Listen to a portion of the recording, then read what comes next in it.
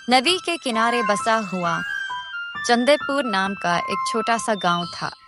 मिट्टी के घर, कच्ची सड़कें, सुबह सुबह बैलों की घंटी और शाम को चूल्हों से उठा धुआं, यही चंद्रपुर की हकीकी पहचान थी। इसी गांव में रहती थी श्यामलाल की दो बेटियां, राधिका और सुमन।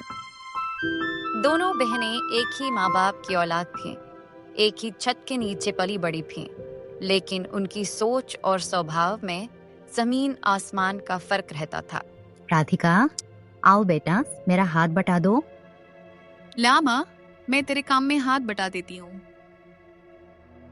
देख माँ, तेरी बेटी कितनी खूबसूरत लग रही है। ओफो सुमन, ये काम काज सब आम लोगों के लिए होते हैं, मुझ जैसी खूबसूरत लड़की के लिए नहीं। राधिका बड़ी बहन थी। गांव में अगर किसी लड़की की मिसाल दी जाती तो पहले नाम राधिका का होता था।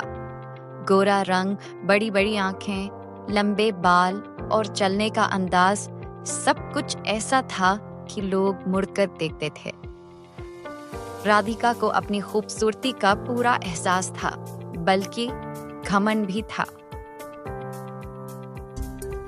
वो अक्सर शीशे के सामने खड़ी होकर कहा करती, उफ राधिका, तुम तो दिन ब दिन और खूबसूरत होती जा रही हो। देखना, जल्द से जल्द कोई मेरी खूबसूरती का इतना दीवाना हो जाएगा और मुझे इस गंवार गांव से ले जाएगा। तुम तो शहर में राज करने के लिए बनी हो। हाय। गांव की लड़कियों से वो बात तक नहीं करती थी। अगर करती भी तो ऐसे जैसे कोई एहसान कर रही हो। अरे राधिका, कितने दिन हो गए, तुम आजकल नजर ही नहीं आती। कहाँ रहती हो भाई? उफ़ो, तुम लोगों को क्या लगता है बहुत काम होते हैं मुझे? तुम लोगों की तरह फालतू नहीं हूं मैं। मुझे अपने आप को मेंटेन भी तो करना होता है। वैसे भी मुझे गांव के चौराहे पे बात करना कुछ अच्छा नहीं लगता। कोई लड़की उससे सलाह मांगे तो मुंह टेढ़ा करके कहती, अरे रहने भी दो राधिका, अब इतना भी क्या। तुम्हारे झुमके तो बहुत अच्छे हैं भाई, कहाँ से लिए तुमने? मैं क्यों बताऊं कि मैंने अपने झुमके कहाँ से लिए? मुझे नहीं बताना। और तुम लोगों को काम नहीं है क्या? मैंने अपने झुमके कहाँ से लिए, ये कहाँ से लिए, बाल कहाँ से बनवाए? जाओ अपना काम देखो, ठीक है? के कहती। उसके लिए दुनिया सिर्फ उसके चेहरे के इर्द गिर्द घूमती थी। सुमन छोटी बहन थी। रंग सांवला, चेहरा सीधा सा, न कोई खास नक्श न कोई चमक। अगर लोग राधिका को देखकर रुक जाते तो सुमन को देखकर शायद ही कोई पल भरता। लेकिन सुमन के पास जो था वो चेहरे से ज्यादा कीमती था। समझ, मेहनत और दिल की सफाई। वो सुबह उठकर माँ के साथ घर का काम करती, फिर खेत में माँ का हाथ बटाती। गांव के बच्चों को पढ़ाना, बुजुर्गों की मदद करना, सब उसके लिए नॉर्मल बात थी। राधिका अक्सर सुमन के पास जा बैठती, सिर्फ इसलिए कि उसे नीचा दिखा सके। अरे सुमन, तुम बैठी हो? थक गई क्या? तुम जैसे आम नक्श वाली लड़की और कर भी क्या सकती है? तुम्हें तो काम करके ही अपना गुजारा करना पड़ेगा। अगर तुम मेरी तरह होती, यानी खूबसूरत होती, तो बात अलग होती। सुमन अक्सर चुप रहती। उसकी खामोशी कमजोरी नहीं बल्कि समझदारी थी। कमला अपने दोनों बेटियों को बराबर प्यार करती थी, लेकिन राधिका का घमंड उन्हें अंदर ही अंदर परेशान करता था। ज्यादा खूबसूरती भी बोझ बन जाती है, कमला अक्सर लोगों से कहा करती। अरे सरिता, मैं राधिका के व्यवहार को लेकर परेशान हूँ। जब देखो उसे अपनी खूबसूरती और शहर का भूत सवार रहता है। कहती है कि उसे काम करने की क्या जरूरत है, उसका चेहरा ही काफी है। शहर का कोई रिश्ता हो तो राधिका के लिए ख्याल रखना सविता, ठीक है? एक दिन गांव में खबर फैली कि शहर से एक अमीर परिवार राधिका को देखने आने वाला है। गांव भर में चर्चा उठी। अरे सुना तुम लोगों ने? शहर से शर्मा जी के बेटे का रिश्ता आया है राधिका के लिए। भाग्य खुल गए भाई उस लड़की के तो। सच में चाची, अब तो उस लड़की का घमंड 7वें आसमान पर होगा। उसका चेहरा तो खुशकिस्मती लेकर आया है उसके लिए। राधिका तो जैसे आसमान पर उड़ने लगी। देख माँ, कोई कमी नहीं होनी चाहिए। मैं नहीं कहती थी तुझसे कि मैं राज करने के लिए बनी हूँ। देख मेरे लिए कितना बड़ा रिश्ता आया है। सुमन चुपचाप सब सुन रहे थे। रिश्ते वाले आए, राधिका को देखा, खुश हुए और बिना ज्यादा पूछताछ के शादी तय हो गई। अरे कमला जी, हमें तो राधिका बहुत पसंद है। हमें तो सर्वगुण संपन्न लड़की चाहिए थी, जो हमें राधिका के रूप में मिल गई है। जी बिल्कुल, मुझे बहुत खुशी है सुनीता जी। इनके गुजरने के बाद मेरी बेटियों ने मेरा साथ दिया है। उम्मीद है ये आपके घर को भी संभालेंगी। शादी धूमधाम से हुई। राधिका गांव छोड़कर शहर चली गई। पीछे छोड़ गई अपना घमंड भरा अंदाज और तंज भरी यादें। शहर राधिका के सपनों जैसा नहीं निकला। ससुराल में सब कुछ चमकदार था, पर रिश्ते ठंडे। आओ राधिका, तुम्हारी शादी हुए 1 महीना हो चुका है। आज से किचन की जिम्मेदारी तुम्हारी, ठीक है? कल से थोड़ा जल्दी उठ जाना। इतना देर से उठोगी तो अपनी जिम्मेदारी कैसे संभालोगी? क्या किचन मैं संभालूंगी? नौकर चाकर तो है ना आपके पास, फिर मैं क्यों किचन संभालूंगी? मुझे ये सब काम की आदत नहीं है बिल्कुल भी। उसकी खूबसूरती शुरू में तारीफ का सबब बनी, लेकिन धीरे धीरे लोग उसके व्यवहार को देखने लगे। न जाने मिसेस शर्मा जी अपनी बहू को कहां से उठा लाई हैं। न बात करने की तमीज है, ना कोई सलीका है, बस थोड़ी सी प्यारी सी शक्ल है। अरे अब ऐसा भी क्या हो गया? अरे बिल्कुल सच कह रही है राधा। परसों हम लोग गए थे मिसेस शर्मा जी के यहाँ। खूबसूरती तो थोड़ी, लेकिन अकर आसमान जितना है उनकी बहू का।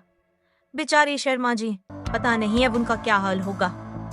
हर बात पर अकड़, हर किसी को कम समझना, किसी का काम न करना, ये सब उसके खिलाफ जाने लगे। उसका पति भी धीरे धीरे उससे दूर होता गया।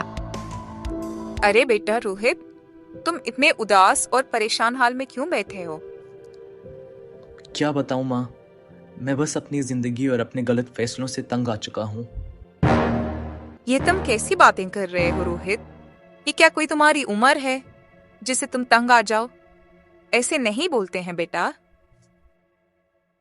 माँ, पिछले साल जब मैं गांव के मेले में गया था, तभी मैंने राधिका को पहली बार देखा था और मुझे उसी क्षण उससे प्यार हो गया था। मैंने बस उसका चेहरा देखा, उसका किरदार नहीं देखा।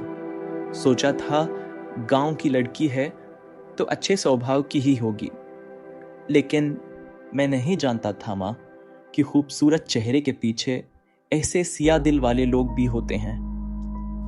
बेटा, गांव हो या शहर, इंसान की सोच और किरदार अच्छा होना चाहिए।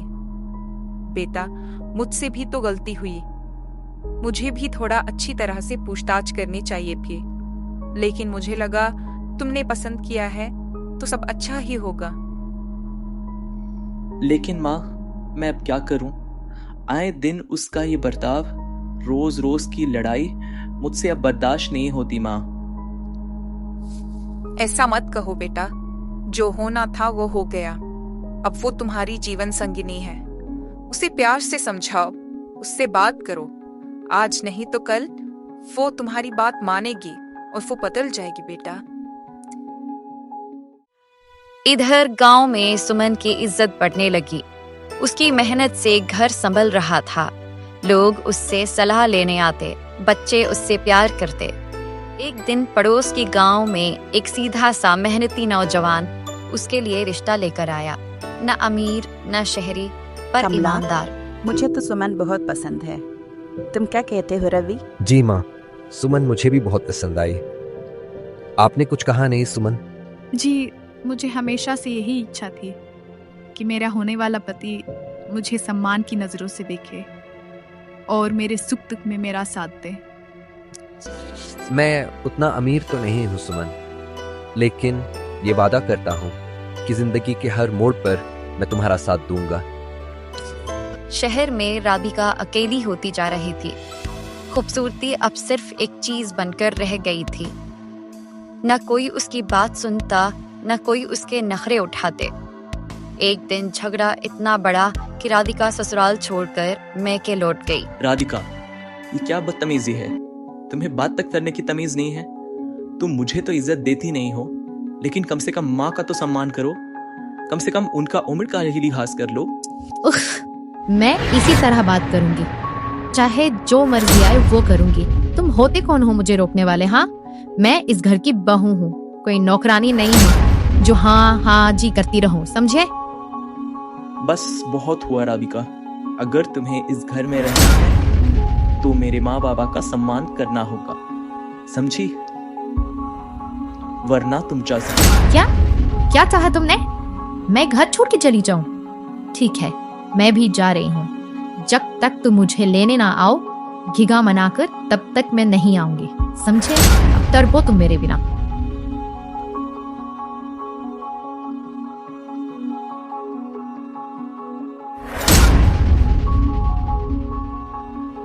गांव के लोग हैरान थे।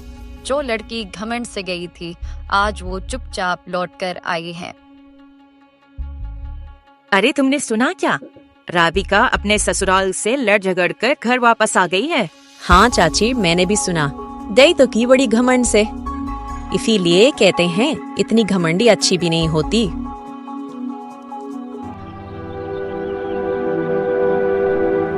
कुछ दिन तक राधिका अपने पति का इंतजार कर रही थी। उसे यकीन था कि उसका पति उसे लेने जरूर आएगा, लेकिन उसका यकीन और उसका अहंकार जैसे मानो टूट रहे थे।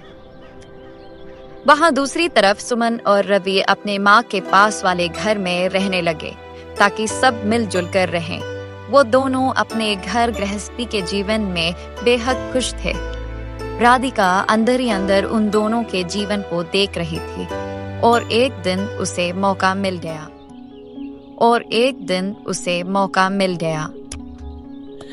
अरे सुमन, एक बात पूछूं? हाँ पूछो राधिका। तुम्हारा पति तुम्हारा इतना ख्याल रखता है, तुम्हारी इतनी परवाह करता है, तुम्हारी सारी बातें सुनता है, कैसे? जबकि तुम इतनी सुंदर भी तो नहीं हो। राधिका, किसने कहा कि मैं सुंदर नहीं हूँ? रवि की नजर में मुझसे प्यारा कोई नहीं है राधिका। और क्या तुमने ये नहीं देखा कि सिर्फ वो नहीं बल्कि मैं भी उन्हें इतना ही मान और सम्मान देती हूँ और उनके आदर का पालन भी करती हूँ। रिश्ते एक तरफा नहीं होते राधिका, दो तरफा होते हैं। अगर रिश्तों में झुकाव एक तरफा हो तो रिश्ते बोझ बन जाते हैं। सुमन सही कह रही है बेटा। रिश्ते सूरत से नहीं बल्कि सीरत से बनते हैं। तुमने हमेशा अपने चेहरे को संवारा, बुरी बात नहीं है, पर तुम्हें अपने स्वभाव को भी सजाना था। चेहरे से दिल बहलता है बेटा, पर इंसान का स्वभाव दिल में रह जाता है, रिश्तों को मजबूत करता है। मेरी बच्ची, तुम्हें ये बात समझनी होगी। उस दिन राधिका के अंदर कुछ टूट सा गया और भीतर कुछ बदल भी गया। अब वो शीशे के सामने अपने चेहरे को नहीं, अपने भीतर को देखती और उसे सही करने की कोशिश करती। उसमें बहुत बदलाव आ चुका था।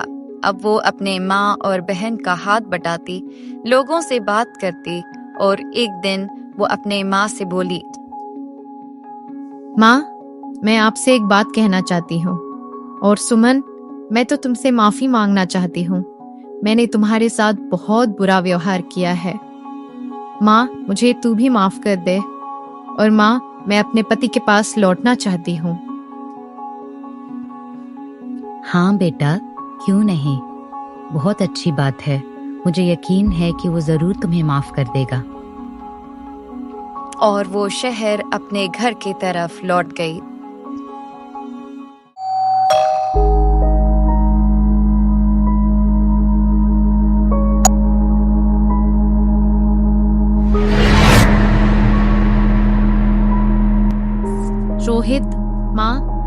आप लोगों से माफी मांगना चाहती हूँ।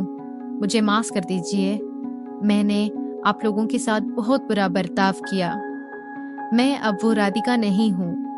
अब मैं बहुत बदल चुकी हूँ रोहित। ओह राधिका, मैं तो तुम्हें हमेशा से प्यार करता हूँ। बस यही चाहता था कि तुम सिर्फ चेहरे से नहीं बल्कि दिल से भी उतनी ही खूबसूरत रहो। मैं बहुत खुश हूँ राधिका कि तुम मेरे पास वापस आ गई। मैं बहुत खुश हूँ।